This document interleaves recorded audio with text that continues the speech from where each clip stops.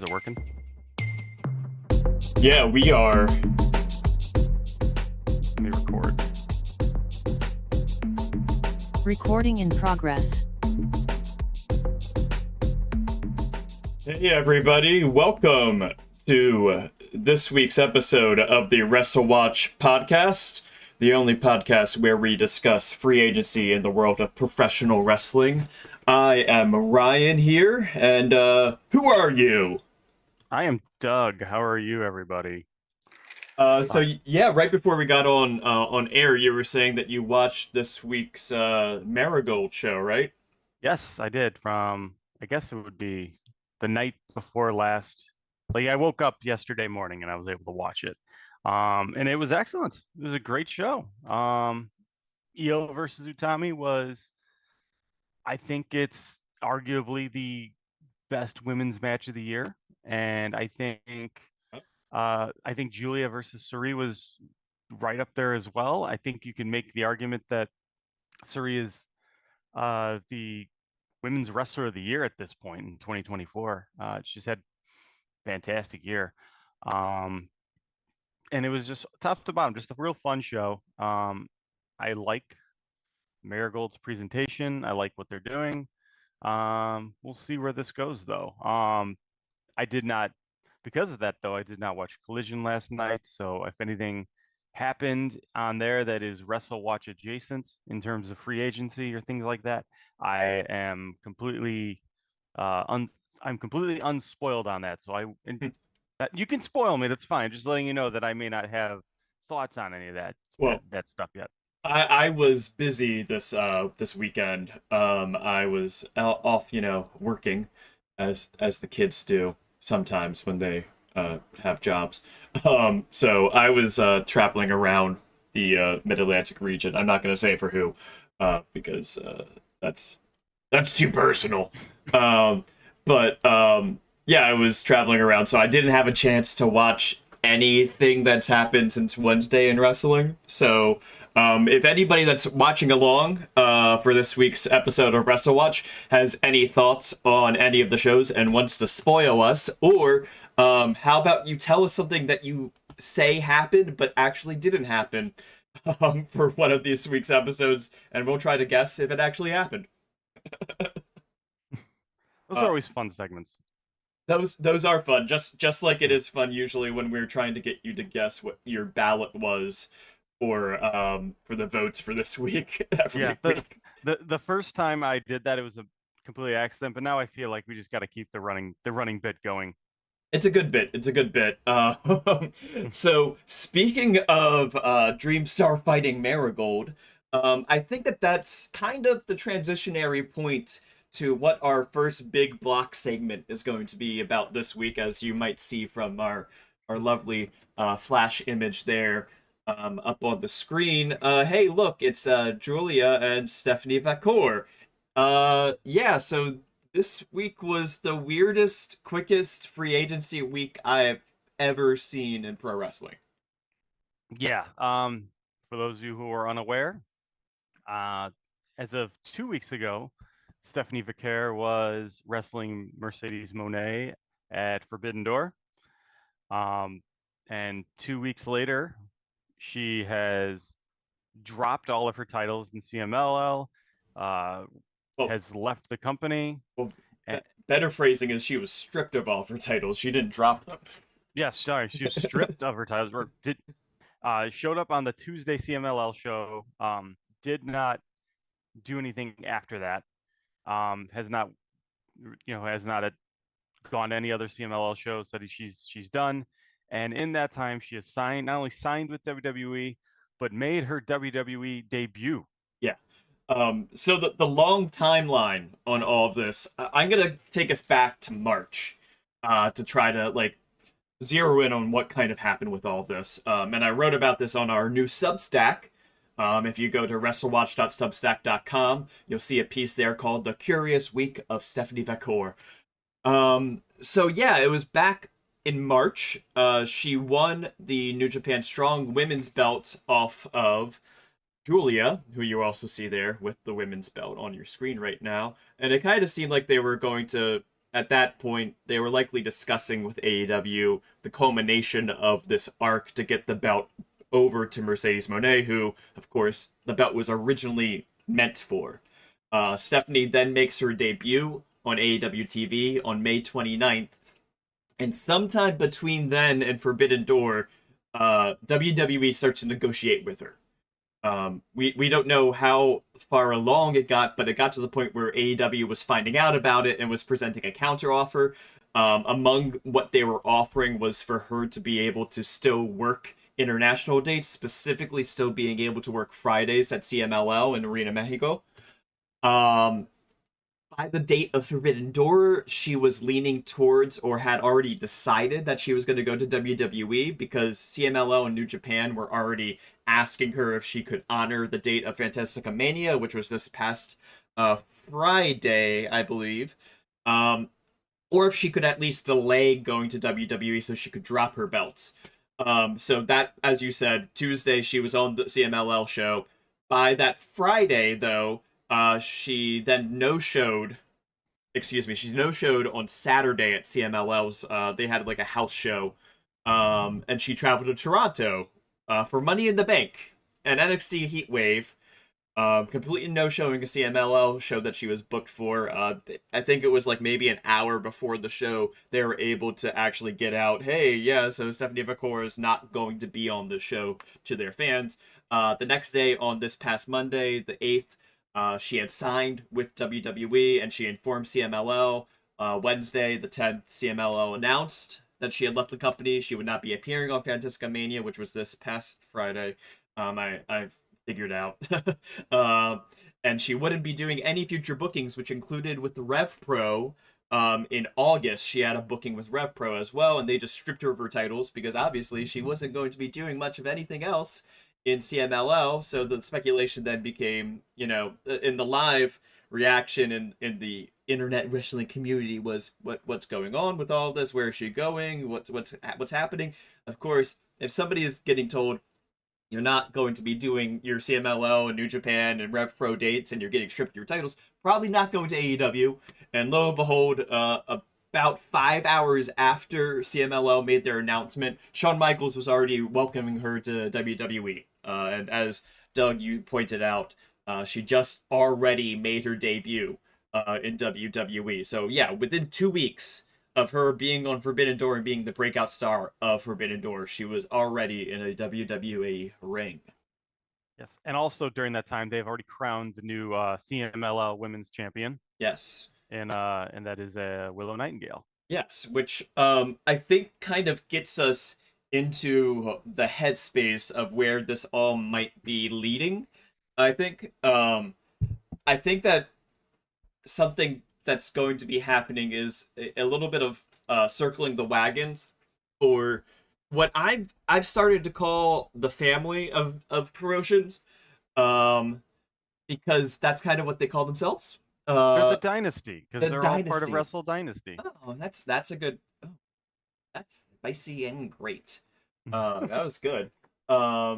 Yeah, so they'll all say it came up a lot during the signings of people like Okada and Ospreay and Jay White, was this idea of keeping it in the family at least.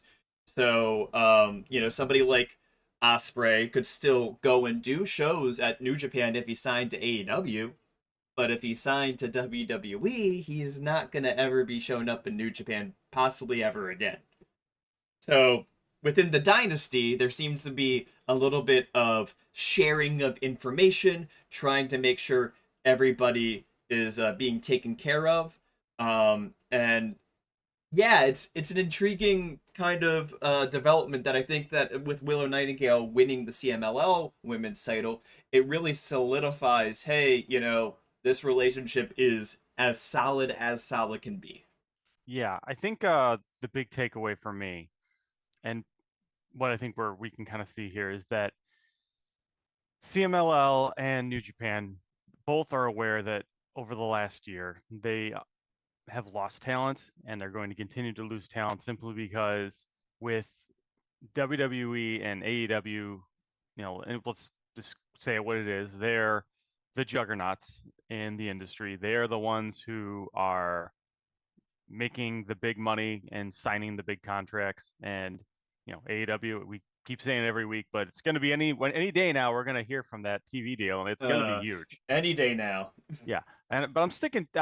I'm very, very confident it's going to be a very massive TV deal to the point where they're going to be, where we talk about WWE being kind of idiot proof in terms of making money and being financially successful. That's about to be AEW soon, where they just, no matter what, they're going to keep making money. Yeah. And because of that, those are the two promotions that are going to get the big fish. And if you are New Japan and CMLL, I think you just realize that that is the reality of the situation, that people are going to leave. And the only thing you can hope is that when they leave, they go to AEW so you can continue to use them.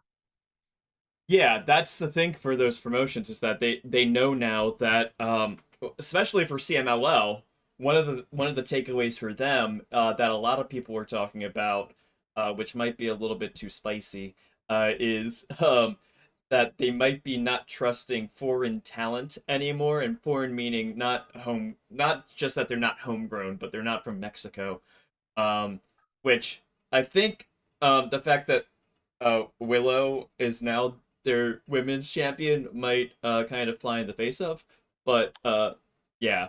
Maybe, but also you could argue that, maybe it's independent foreign talent that could be the issue, because obviously, Willow, I assume, has some time on her AEW contract. I don't think she's coming due imminently. Yeah. So because of that, she's a safe one to put it on because she's under contract with AEW. So it's not like she could just vanish. Yeah, and she's already been introduced to the crowd for CMLL. Yeah. So yeah, the other factor about what could change for CMLL is, my kind of interpretation of what happened was that, CMLL seems to have a very pro labor viewpoint about their contracts, which is great. Let's just get that out of the way. It's great that they have a pro labor kind of look about their contracts. If they see that somebody, they know that they're not getting paid the best. CMLL knows that. And they would rather somebody go out the door happy and healthy and with the opportunity to come back, and also allowing them to do a big goodbye for them. So, like what happened with, kind of like with Metalik Mascara Dorada, when he went to WWE, they did a whole shebang of like, kind of that Tokyo Joshi Pro like graduation feel. It wasn't like a retirement, but it was like, hey, this is it for a little bit, goodbye for now kind of vibe. It was a nice little thing, right? And then to contrast what's happened with Stephanie Vaquer is, she just up and leaves and no shows dates, and it's a big contrast. And I think my interpretation is that WWE is very aware of CMLL's contract structure, and they wanted to kind of get one on the dynasty of promotions, if you will. And I agree. And I also think it does raise a question about where AEW fits in this now going forward, because in certain situations, let's take a look at like Okada, for example. Yeah. He was going to go, and AEW grabbed him. Same with Ospreay.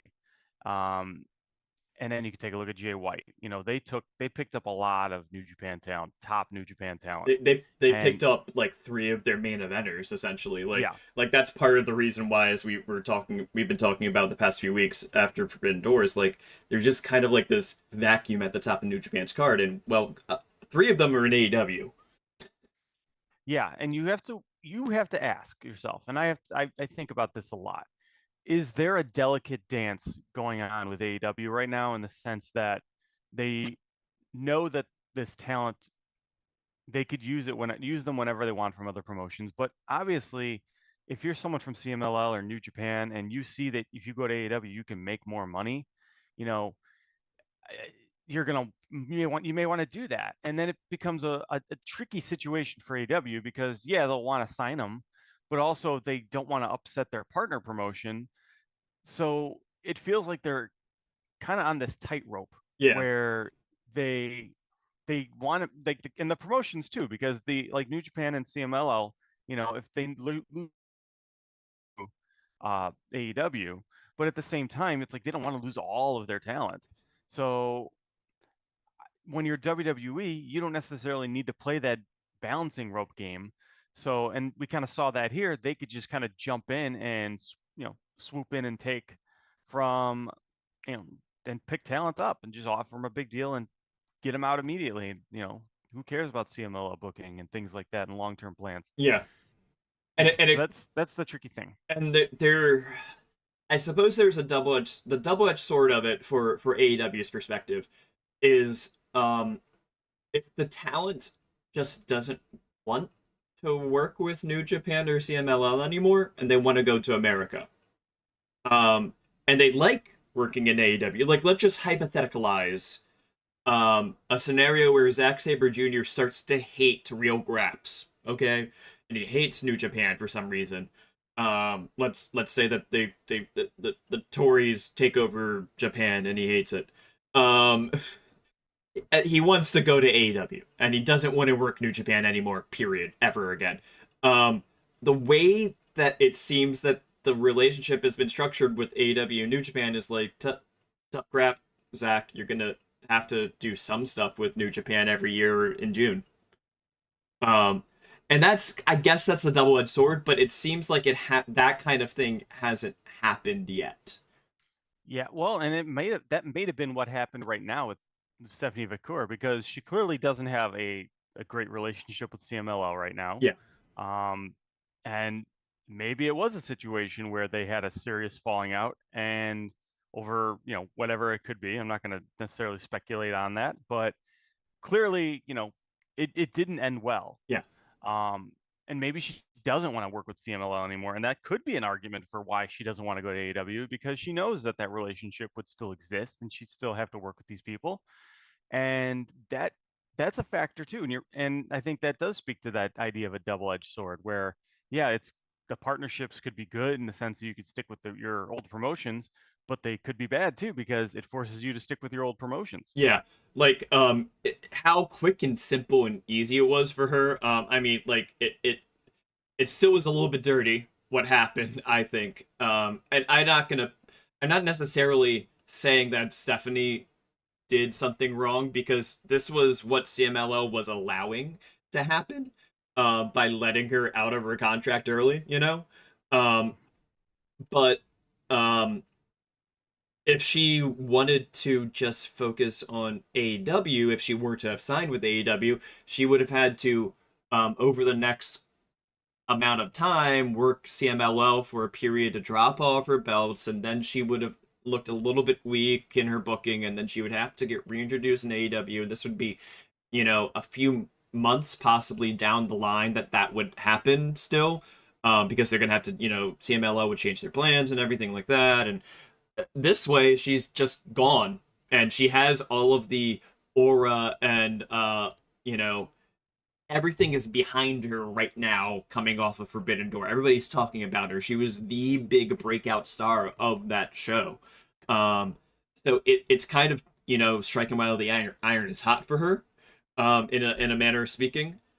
I do have one other thing that I want to talk about with this. Well, two other things. One is just, I think that this was something that we talked about before on the podcast, which is kind of what the pitches that AEW versus WWE are throwing out there to talent.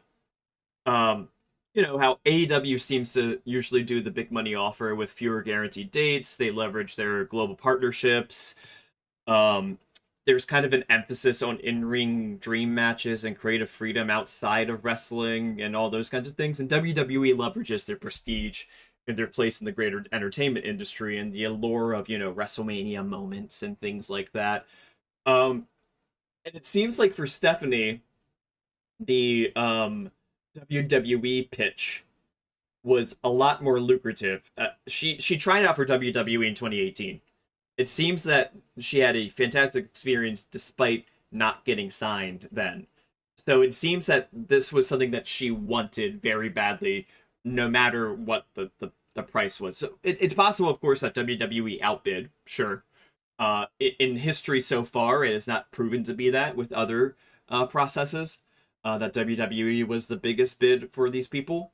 Um, but it seems that, yeah, I would say that my view is that she was really into the idea of working WWE in particular, and she has been for a while.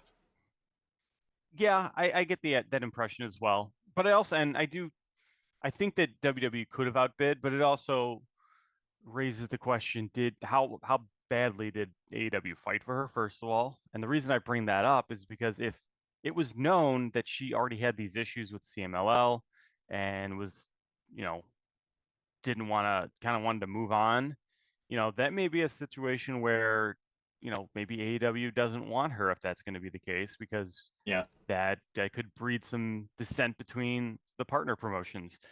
So that's one that I'm kind of iffy on. Yeah. They maybe so, but I mean, at the same time, I think that clearly she went to WWE, but I agree. I think she wanted to go to WWE. I think that was kind of like she's one of the quintessential. It's my dream to go to WWE and have my WrestleMania moment people, based off of what we're hearing. So I think that that's more of it. I'm not willing to say that this was a full-on bidding war where both sides were just fighting for them and then one side won out. Well, it kind of reminds me a bit of Jade Cargill, to be honest, Yeah, yeah, it because does. that's somebody that she had talked with WWE prior to signing with AEW. And then when the bidding going back and forth was happening, AEW sounds to have still at least matched WWE's offer, if not had offered more money than WWE was offering, and she still went with WWE. So I think they're in these negotiations with true free agents like these two people that we've had so far. Because I don't think that there's a Mercedes Monet is the other one, I suppose. Uh, Although she went to AEW, of course. Yeah, But we know that she was likely offered more money from AEW. yeah, and we are seeing more. And I think it kind of ties into some of the other people that have re-signed with WWE recently, and also just some of the the odd news stories that kind of leaked out in reports. Did you see the one about uh, WWE talent is not surprised that there are injuries in AEW because they don't work a lot? I've not seen that look into activity. Oh, let me see if I can find this. There was a report. Here, while I'm looking for that, would you want to talk about Yeah. queue up some of the next people here? Well, I just wanted to wrap a bow a little bit on the Stephanie Vaquer by I think it's fun that her reign, her spotlight in the international community kind of started for 112 days, where she was the New Japan Strong Women's Champion, and that reign started in Korakuen Hall in Tokyo against Julia, of all people, when she wrestled Julia in Stardom. And now it looks like they're going to come full circle, and they're both going to be likely, it looks like, in NXT to start. I've seen some qualifying and justifying of Stephanie going to NXT as, well, she has to get acclimated to living in the US, and all these kinds of things like that. And it's like, dude, like it's not that different living in Mexico City versus Orlando. Like, The, really? I'll say this: the one thing I'll say about NXT and going there, I don't know that. I mean, I kind of want to see what it looks like on CW, because if they're going to slowly transition it to a third brand and no longer just be kind of perceived as just a developmental, Yeah. I don't know that I necessarily care as much. But I also haven't seen them completely go that direction. But here, I found the report. It was from Mike Johnson of PW Insider. Uh, so here, the belief is that instead of lowering the risk of injuries, AEW's more relaxed schedule, which sees talent compete maybe once or twice a week, is actually making their situation worse. The reasoning is that with long breaks between matches, AW talent aren't able to callous their bodies, which has resulted in bumps and moves hurting more. In contrast, WWE hosts events almost every night of the week, which talent are toughened up in the long term. So this is very much sounds like the grind. That's just such like WWE weird PR thing. Like Yeah, because like yeah, this like it because this is supposedly what talent in WWE have said. It was like one of those well it's according like to talent in WWE. well it's like yeah, sure. Okay, so they're not doing house shows. They're not doing house show matches which are well known for being super high energy and taxing on the body. No, they're not. Like they're just like doing gym matches. Like how do you like it just silly to me because it's like discounting the possibility of in the days where they're not having to be doing high impact matches on television, which AEW again has as many days and as many hours of television as WWE has, and less belts for it. I also don't buy this idea that I honestly don't know that I necessarily buy that AEW has more injuries than WWE. I don't think so because we see so many people with seems to be knee injuries from NXT.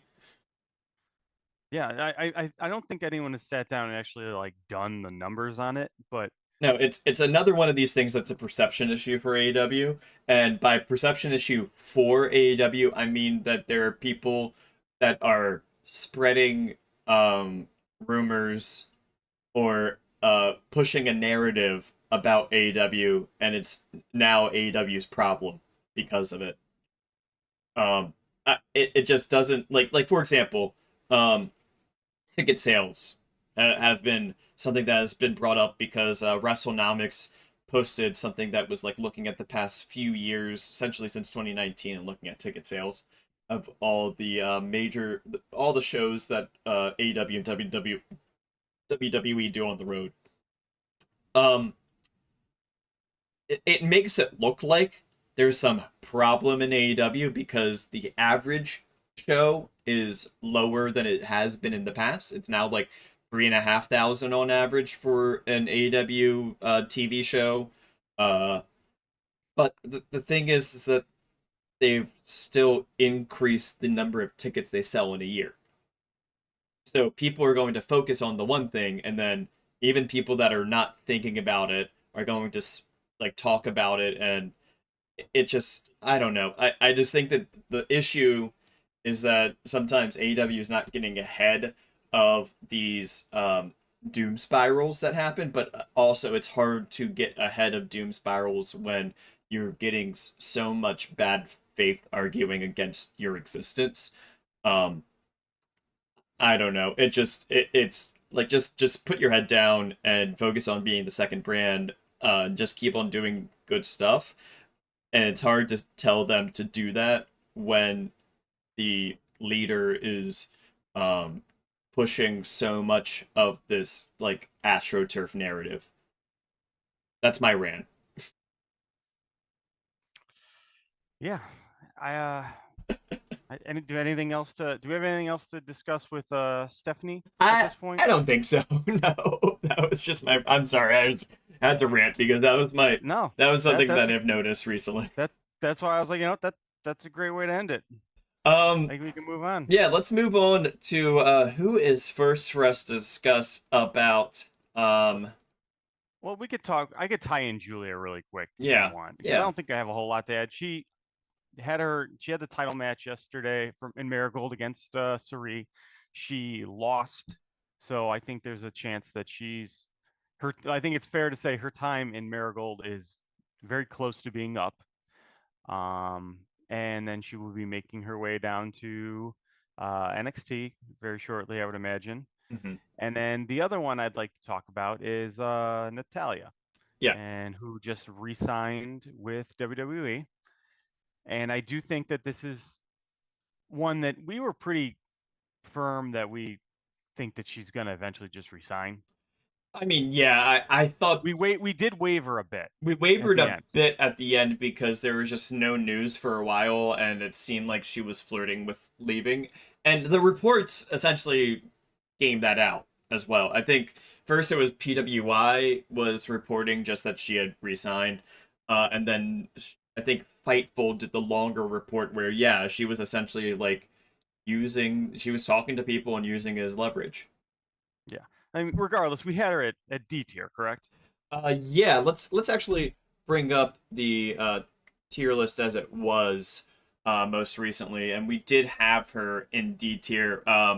We Yeah, so we have said it was unlikely she was going to, or an improbable jump. yeah. So that ended up kind of planning out. And and not to do the legental activity thing, but I think there is an argument that, how much of a free agent was this really? Was this another one of those situations where they kind of put it out there because they knew that she was going to resign just because they wanted to get a W for that? I don't know. But regardless, we had her down. I don't think we ever went above D. I think she was always either D or F on the tier list. Yeah. And that we ended up we're correct on that. She resigned. Yeah. Yeah. So that's it for her. So do we want to take a quick coffee break and then we'll go into the tier list? Yeah, how about we take that coffee break? We will be right back in a moment with the WrestleWatch podcast.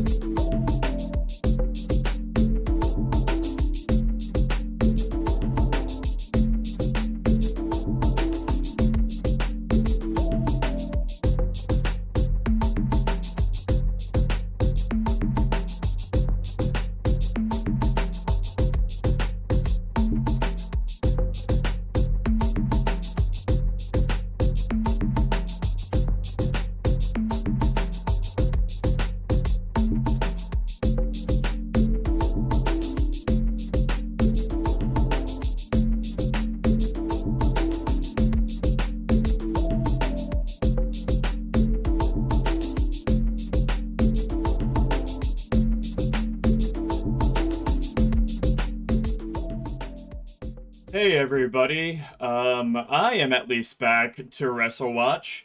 I'm back too. Oh, great. So we will get into the next round of things, which is, of course, talking about all the updates to the WrestleWatch tier list. It's on your screen right now what it was looking like last week. We have a few people that we're going to talk about that aren't even on that list yet. So, before we jump into it... Should we read through the list as it was? Or do you want to just do that at the end? You know what? Let's do it at the end. Let's just jump right into Daniel Garcia. It's been out there for a while that his contract will be expiring this year, and we just haven't heard a lot about what is going to happen with him. A lot of the tea leaves, of course, seem to be pointing in the direction of him just re-signing with AEW. But how would you feel about putting Daniel Garcia on the tier list, Doug? I would have no problem. I think he's a valid person to have on the tier list, but I would have him pretty low. I think I voted F personally. I think he's like he's a quintessential F tier guy to me, just because when we're looking at Daniel Garcia, I think that there's a couple things going on with him. One, I think he's someone that's, regardless of what people say, I think he's getting a very good push. Yeah. And I think that they have plans for him. I think they have long-term plans for him, where they're going to make him a guy. And I think he's aware of that. I don't think it's necessary. I don't think he's a Ricky Stark situation where I think that he's just getting lost in the shuffle. I think people say a little that Daniel Garcia is very similar, and I don't see that at all. I think it's night and day. And Daniel Garcia, especially, you look at just the past month or past 2 months. I mean, he's a guy that has he's the prime example of getting over and losing. Mhm. I thought his storyline in the Continental Classic last year was phenomenal, Yeah. and the way they did that, where he kept having this big losing streak. I think the stuff that they're doing with him and Daddy Magic is working very well, and I think that he's going to be a player. And I think that because of that, I don't think that WWE is going to offer more money than AEW is. I think Tony Khan wants him to stick around. I think he wants to build around him. They already kind of talked. What was it on Dynamite? They talked about the instead of like the pillars, there was the Swerve mentioned it. Something else. Like it's like a new group. I don't remember the name of it because I was not Yeah. paying attention during Swerve's thing, Yeah. It honestly. was but yeah, it was like but he said something along the lines of like there's gonna be like a new group of of the town where it's like they had the four pillars before.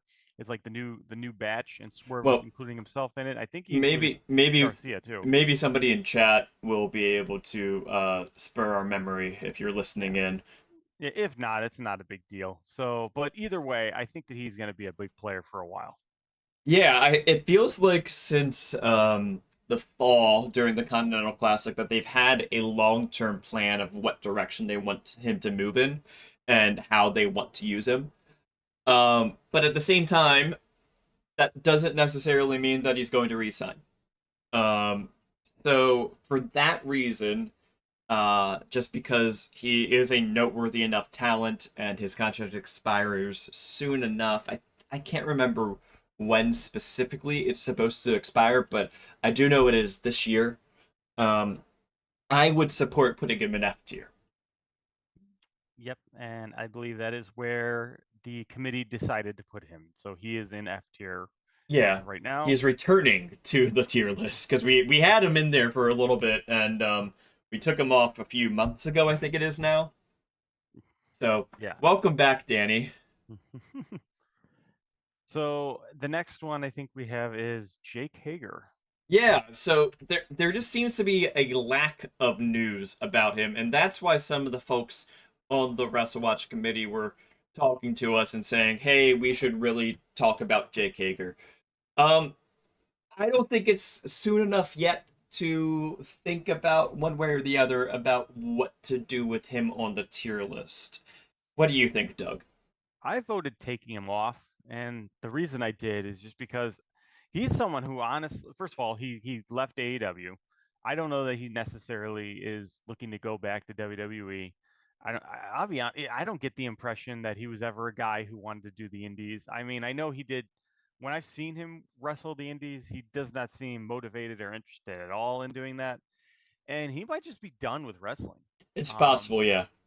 so because of that, I had no problem just taking him off the tier list at this point because I don't think there's going to be, some big clamoring bidding war for the guy. He may end up going somewhere eventually, but I don't see it right now. I think he may be done. Well, my view is that it's just been a little bit too quick to jump to that conclusion for me. I think that there's still time left to see if something will happen with him. Like, I don't think that. Excuse me. I think last week we talked about Sheldon Benjamin. I think that was last week. And it seems like for him, the clock is starting to run out of something happening. I don't think that we're there yet with Jake Hager, but I can see where that could be heading and why people are feeling that way. Uh, I didn't want to really put him on the tier list to begin with, to be honest. I didn't think that he was going to get a lot of interest enough to make it intriguing to watch him. But once he's on the tier list, my view is usually I want a good reason to get rid of somebody once they're on the tier list. I don't just like start like campaigning immediately to get somebody off that I don't think should belong on the tier list. Um, so that's why I personally am going with keeping him in F tier. So Mr. Doug, Mr. Dr. Doug, you are going with removing him, and I'm going with F tier. Yes. Okay, let's see how we went. Looks like we're keeping him on for now. And that, I'm fine with that, Mhm. but I'm pretty confident that we're just not going to see him around. I'm pretty confident of that too, which, I mean, F tier is that kind of zone of probably not anything is going to happen, or likely not anything is going to happen with them moving one way or the other. So I think that it's okay placement for now. But I Mhm. do think that, as some of our colleagues have mentioned, at the end of the summer, if there's no movement, I would say we should probably just take him off. All right. So next we have Jordynne Grace. Her contract expires in January that we know of. So she's got a little bit of time, but at the same time, not, all the time in the world. So she's an interesting one. And the reason I would say that is because she is independently a millionaire and did that without the help of any real wrestling promotions like paying her any major money. She's done that largely through Patreon and OnlyFans and merch sales and just being a real entrepreneur, like a real trendsetter uh, for wrestling. In the similar way that Colt Cabana, was the the driving force behind merch table culture. You could argue that Jordynne Grace is the driving force behind, subscription based online memberships for fans in order to get information. Where she would just, and I'm not even just saying OnlyFans in general, because she did um, just lots of different things. I remember she was doing uh, just interesting Patreon things where she would kind of go over like this is some workout exercises that I've done. Uh, she obviously marketed those books where she would like publish all the awful DMs that she would get, and she made money off it that way. So just a really smart person who just really knows how to market, just knows how to market herself. And so you could argue she can just continue that. She doesn't need any major promotion. That's why she's always stuck with TNA, where she only has to wrestle like once or twice a month whenever they had tapings or a pay-per-view. Occasionally take indie bookings when she wants, but she didn't really do that lately. Mhm. And then she could just focus on the other things that she's really passionate about, like her weightlifting competitions and things like that. So just it's in, but at the same time, she might be someone who eventually is going to want to sign somewhere and is eventually going to want to jump in and make and raise her profile to the next level. And you could argue that if there's going to be a time to do it, now is the time. Yeah, that's where my angle on this is coming in. Um, just because the length of time for this, I'm feeling an F on her right now. But that's a right now kind of a thing. I think I think that there is a more than 50-50 shot, though, that by the time January rolls around, she's in WWE fully. It So feels like WWE really wants her. are you familiar with stock options? I've heard of them. Okay. So I'm going to use an example here, and I have to do a little explanation to like kind of make it known like what they mean. So everyone I think is familiar with stocks. You buy a stock, you try to buy it at a low price and then sell it at a high price, right? I So suppose. the way stock options work are you try to predict the value at a certain point. So like you could put like an expiration in. So you say like, say a stock is $100, you can say, I think the stock is going to be worth 110 in January. So I will buy a stock option that expires in January and for $100. And then if it's higher, I make money off that. So it's a way to kind of leverage your position. And with Jordynne, I think that I get your argument that it's like you have some time on it still. But I think for me, based off of what I know, I feel pretty confident that that time is going to be in my favor in the sense that I think that she is going to. I don't see anything happening that's going to make it less likely she's gonna stay, You or mean less likely she's going to jump. you, Sorry. you So mean you mean nothing like, being featured on WWE TV and stuff like that? well, I no, I think that would mean that she is likely to jump. So I think that she's, if anything, stuff is going to happen to make it more likely she's going to jump. I don't see anything really happening that's going to make it less likely. Okay. Like, so in me, just me personally, when I'm looking at right now, I see a lot of reasons for her to jump. I really do. I think that unless she just really wants to just, she's really comfortable doing what she's doing, which she might be, but I don't know. I just looking at the way that she's been presented the last, couple months on WWE, the reaction that she's gotten, it's clear that she is made for this promotion. Yeah. She's made for WWE. She's a star with a capital S. And I think that by January, it's gonna you look even more like that. Okay. I think she's going to appreciate in value to that company. Just I think it's gonna happen. So I would buy a stock option on her right now for January because I think as time gets closer, it's going to get more and more likely she's going to jump, and therefore I am fine saying that I think she should be not in F tier as you say, but I'm going all the way up to B tier. B as in boy. I'm gonna temper mine to being D. I think D You're pulling back, okay? because I do think that it's more than outside chance. Like when I look at the folks in F tier, and feels like she doesn't fit in there to me. I'm gonna go up to D just because I think that I think WWE really wants her. I think they do too. I really do. And that's my feeling on somebody else that we're not going to talk about this week of putting him on the tier list. And it's been asked of some folks that know contract news of what his contract status is, and they were just told a while essentially for how long his contract is. Joe Hendry. I think that WWE will try to take him from TNA. He is the quintessential WWE guy, I think. Yeah. I think he is made a joke the other day where I said, and don't get upset, people, if this upsets you, but I said Joe Hendry versus LA Knight is Yeah. the dream match. Is the dream match for wrestling fans that hate wrestling.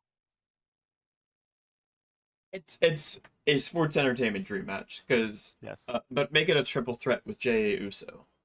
Yes. But it's and I say that in jest because we're looking at this. This is absolutely, the for the people who love pro wrestling for everything except the wrestling. LA Knight encapsulates that perfectly. I think Joe Hendry encapsulates that perfectly. You could even say, people like, Dominic Mysterio encapsulate that perfectly. And these are people who have huge followings within WWE. And I think that I think that's likely to happen. Yeah, so that's my feeling is that the TNA partnership might be a little bit more of people that WWE wants to take. Is the people that are getting featured on WWE, and by WWE TV, of course, we mean just NXT. It's they're also not sending their best back to TNA. Like they're the equivalency is just not there between these two. And it's also showing itself with Noah, where, well, Cyber Agent had come out and said like, yeah, we want to strengthen our relationship with WWE. So they got because they have WWE on Bema for streaming. So they got AJ Styles to go and do the Noah show this past weekend, looking jacked as always. I did watch that match, by the way. How was it? It was all right. But it got you to watch it. It did. Right? Like, it did. Would you watch that Noah show without that match being on that show? No, you wouldn't have, and that's what a lot of people have said. Like from the broad spectrum of people that are either really into WWE or just pure grap sickos. They all saw, wait, AJ Styles is doing a Noah match. Okay, yeah, I'll go watch that. Why not? Of course I would. And when you're watching, you see that Noah has a few decent things going on. That wasn't from what I'm hearing, and you can correct me because did you watch the show or just that match? I only watched that match. I did watch the whole Marigold show. Okay. But I only watched the one match, so I can't speak to anything else on that show. So what I'll point, and this might tie into Marigold too. Actually, it will perfectly tie in. Noah is getting for the, I believe they call it the N1, their version of their yes, G1. It is. Yes, it is the N1. They're giving up Jake Lee to New Japan for the G1, and as the replacement, they're getting two guys from NXT I've never heard of. Who I didn't look at that. I didn't see this. Well, I think Josh Briggs might be one of them actually. So it's not two guys I've never heard of. But the other guy I can't even remember his name. But there's two people from NXT that were appearing. You got me googling it now. Hang on, let me see. But yeah, there's two guys from NXT that are going to show up in Noah's tournament there. Okay. So it's one of those things that, like, if you are a WWE fan and you're watching this, you're like, oh, wow, you know, I've seen these names before. Maybe I'll go and watch this N1 because of specifically these people. I think the contrast to that, though, is, of course, again, these are not top tier wrestlers that they're sending over there. Like, I know that I believe Josh Briggs has had some accolades specifically for the triple threat at Stand and Deliver for the North American title. I personally didn't really care for the match, but some people said that was they think it was the best match on the WrestleMania weekend from WWE. So Josh Briggs gets some ups from people. But it still was somebody from NXT going to Noah for a excursion kind of a thing.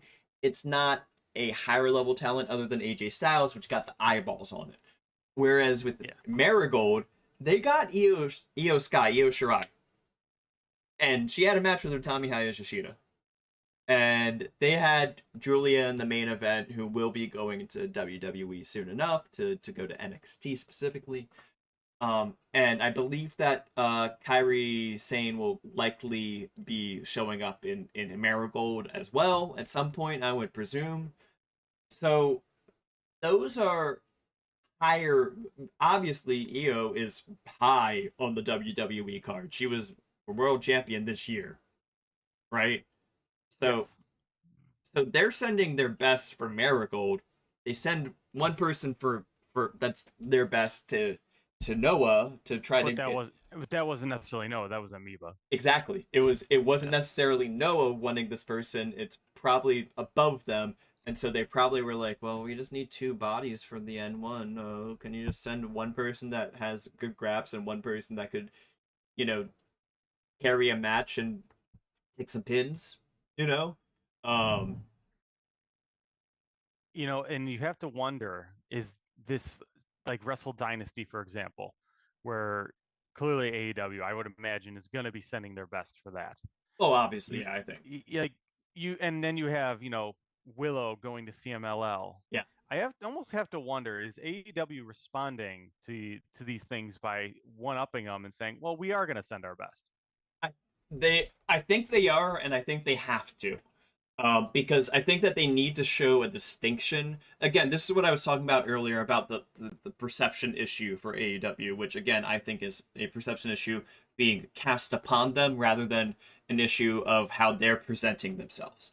But what I was saying was that what they should do is just put their head down and do exactly what they're good at. And what they're good at, one of those things is that whole idea of the forbidden door kind of thing, of we are fully partners of equals with these other promotions. And so if we're going to send Jon Moxley, one of our main event talent, to New Japan, he's winning the world title. If we're going to send Willow down to CMLL, she can win the world title. But those are also people that in AEW, they're winning world titles too. Willow, not yet, but I think within a year she'll probably be world champion. And she had a match that should have been the last match of the night for Double or Nothing. Like, that was like the feeling, at least for me, and I think from plenty of other people, about her match with Mercedes Moné. So within AEW, it is their best. They're sending them to their partner promotions, and they're being treated as the best. What else can you ask for with a partner, right? And that is the kind of thing that is going to get eyeballs from those other promotions looking at the other promotions because they're saying, well, hey, like Atlantis Jr., he's getting up there into the card of CMLL. So how about we give him the ROH TV title, and he can appear on ROH for the month of August when they're in Texas, and it helps that relationship. So it's equal to equal. Konosuke Takeshita, a lot of people are saying that he will be having a little bit of a breakout moment in the G1. And that's my hope too. And people aren't thinking to themselves, oh, they're sending Takeshita to New Japan, he's just going to lose. Like, people aren't thinking that, because that's the perception that AEW and all of these partners, the Wrestle Dynasty, have brought for their audience, is that there's not an expectation necessarily for top talent to just be jobbed out. And there's also an expectation that you're not going to just send people to get jobbed out. You will send those people, but it won't just be those people.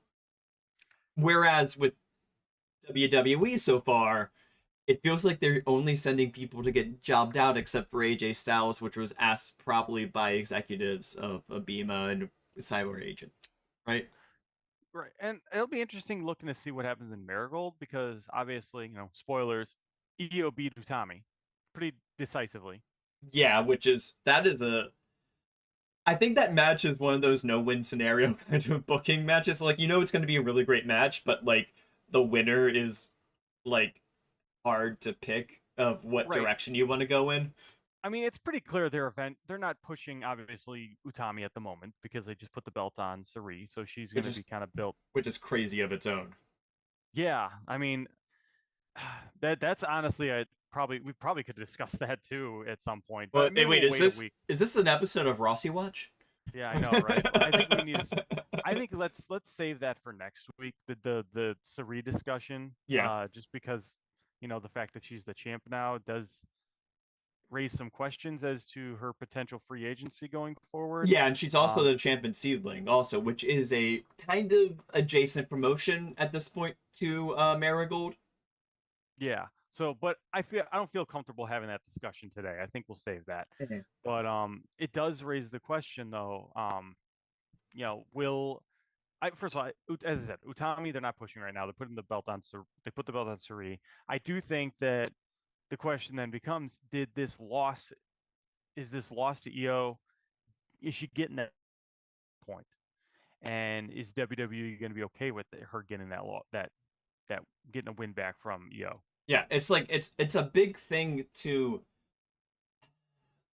I think most people look at Utami as one of the people that they're going to center Marigold around in the long term, if she stays in Marigold, of course.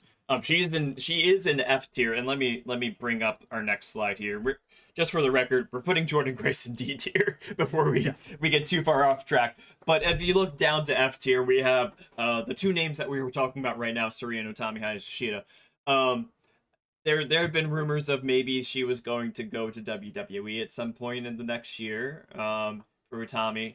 And yeah, it is interesting to think about, and I think that that's going to be a longer segment next week. Maybe that's like our feature for next week, unless more breaking crazy news happens.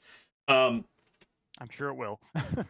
Yeah, it's interesting to me that the person that a lot of people were like pointing out of like, well, Julia's going to be the top person until she has to leave, and then she's probably going to put over Utami on the way out, and she's going to become the new top person. And it's like, that's not what they're doing at all. They have some freelancer winning their top belt, and they're having Utami lose to somebody from WWE. Yeah, and I'll be, just to be clear, as soon as the main event ended and Sari pinned, I shut it off. So I don't know if there was a big post-match angle on the show, so I don't know, but I don't know. It looked like maybe Julia's done. Maybe. Well, we'll see. Well, we'll see. So yeah, just for the record, Jordynne Grace, D tier for now. Buy your futures on Jordynne Grace. Yes. Let's talk about Motor City Machine Guns. They were somebody that we had in S tier, which I thought was way too premature, because the reports that were coming out were just that they were negotiating with AEW. They hadn't had a contract finalized yet. And now there are reports saying that WWE might be trying to get them they might be interested. There are also folks saying that maybe they're going to just continue on the indies. So, Doug, let's frame it first off with this question. If you were to look at a crystal ball for your futures contract, okay, and it's looking at January, where do you think that they will be by January? Do you think that there will be an AEW, WWE, or neither? I think right now, I would say they're going to be in WWE. Okay. I am someone who voted S tier before. I still think they're S tier, and I think it because once again, the tiers don't necessarily discriminate based on if it's WWE or AEW. If this is a situation where if they go to either one, that's a jump.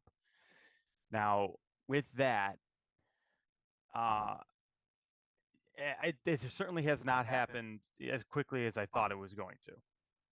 But now we're getting the reports that they may be going to WWE. So maybe that seems to be the likely situation. I think they'll be in WWE. I think that they won't have signed with anybody. Oh, okay.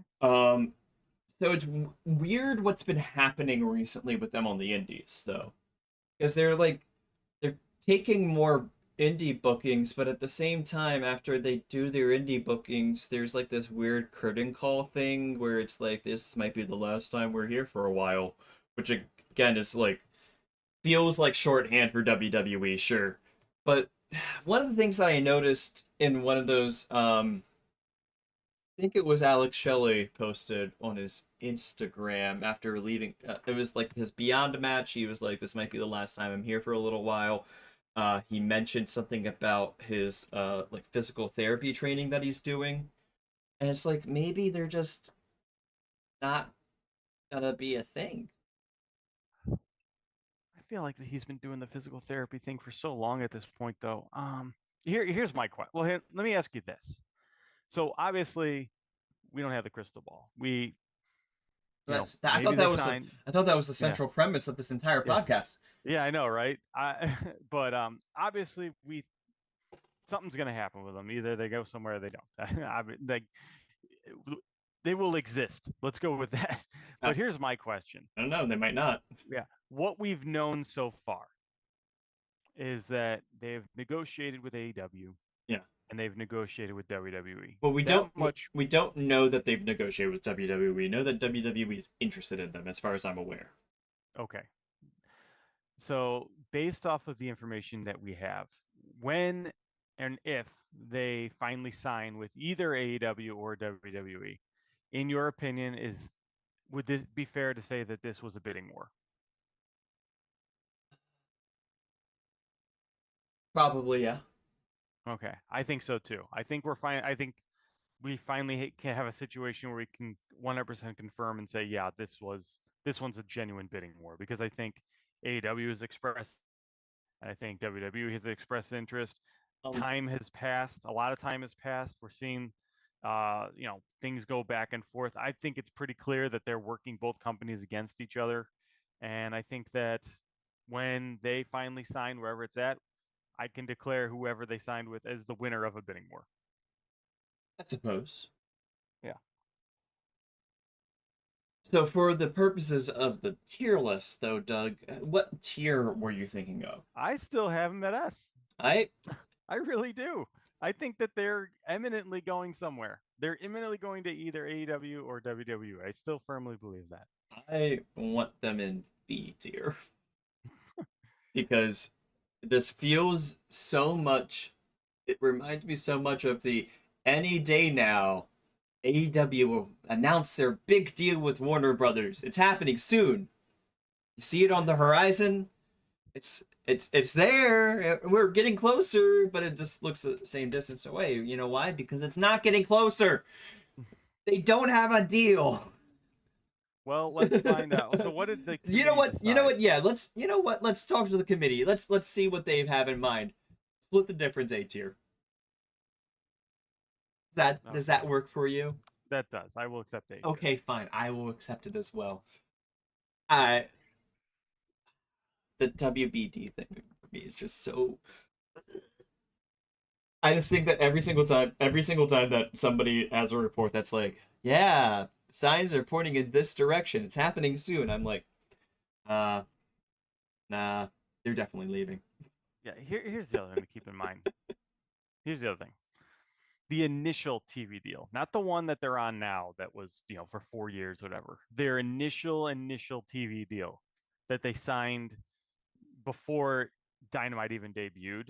I believe that was announced in like July. Before October. Yes. Yeah. So July or August, because it was like right before All Out, I think. Okay. So based off of, and then that was for like the big debut in October. So I think it's very likely that we get it this summer. I would be surprised if we don't have it before All Out. Well, here's my thing: is that I believe it's been reported that July is the end of the exclusive window. So if Well, we that would leave ex- July, yeah. then I think all bets are off. Right. Well, that would explain it. Like, it's probably July because that's when they signed the initial deal. Yeah, Like, and because maybe that other one was just was a revamping. The one maybe. they had in January 2020, where they added the 4-year deal on it. That was maybe a revamping of the original one. I don't, and maybe some of the ends are still the same. I mean, I'm no contract lawyer, so I'm not going to make that assumption. But I'm just, I'm making an assumption. Yeah, my view I'm is every single time that I hear that, I'm like, no, they're leaving. Every time, like I just getting like this reverse confirmation bias, essentially. Yeah. Once again, though, and I will just to be clear, it's like if they do leave, it's because uh, they had a better offer. I don't think they're leaving because WBD doesn't want them. Oh, obviously not. No, no, they're. I mean, WBD is trying to integrate them in their Comic Con strategy, and they're pushing. Allegedly, there's some kind of thing that they're doing with DC, but nobody knows yet because they're probably going to announce it at Comic Con. They're doing some kind of little thing with Adult Swim. So like, yeah, there's some corporate synergy happening on the horizon here, but that doesn't mean anything come January. Who knows? They could be somewhere else still.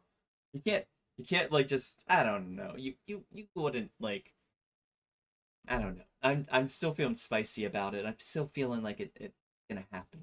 But then at the same time, I was the guy that was still sure that Cody Rhodes was leaving a WWE. So maybe I don't have to about these Well, things. well, either way, I think we have a pretty good. We did a pretty good job with this list. Where I think this is it for the week. Well, Any? yeah, let's just read through the list just so that people have it. So S tier, the imminent debuts, Camille coming soon, as she posted a dictionary definition of soon. A tier we have Hikuleo, Ricochet, and the Motor City Machine Guns now. B tier we have grizzled young veterans, Rookie Starks, the Hardys, Alex Winter, Leo Rush, Dijak, and Zilla Fatu. C tier we have your beloved Trevor Lee, as others might know him, Cameron Grimes, Speedball Mike Bailey, Mustafa Ali, the Von Erichs, who it sounds like they will be at the Arlington tapings. The Von Erichs will be for AEW and ROH. Danhausen, the WWE and TNA relationship, and Megan Bain all in C tier, which are 50-50 shots. D tier, probably not jumping to a new promotion anytime soon. We have Jinder Mahal, Tekla, Kevin Owens, Natalia, who I think next week will just be deleted, but this came out after the deadline for us, so Natalia gets to stay on for another week. Becky Lynch, Katsuhika Nakajima, Viva Van, AEW leaving Warner Brothers, Sheamus, and now Jordynne Grace. Down in F tier are we're going to start off, of course, with our two topics for next week, possibly Saria and Utami Hayashishida, Hook, El Phantasmo, Buddy Matthews, Kaito Kiyomiya, Michael Oku, Jake Hager, Jake Lee, who we might talk about next week with the G1 stuff, Street Profits, El Hijo del Dr. Wagner Jr., Shelton Benjamin, and our debuting good boy Daniel Garcia. Was there any thoughts that you had on any of those folks there, Doug, that you wanted to jump into? I think we're good. Okay, cool. Well, as mentioned earlier on the podcast, we do now have a Substack. It's WrestleWatch.substack.com, where we will be probably posting some things about our thoughts in depth like we do here on the podcast, but possibly a little bit more concise and thoughtful. And also make sure just to subscribe to us if you haven't on whatever platform you listen to us. All right, and with that, I'm Doug. And I'm Ryan. We will be back next week for more WrestleWatch. We hope that you have a good, safe rest of your week. Bye. Recording stopped. Okay, I stopped the recording.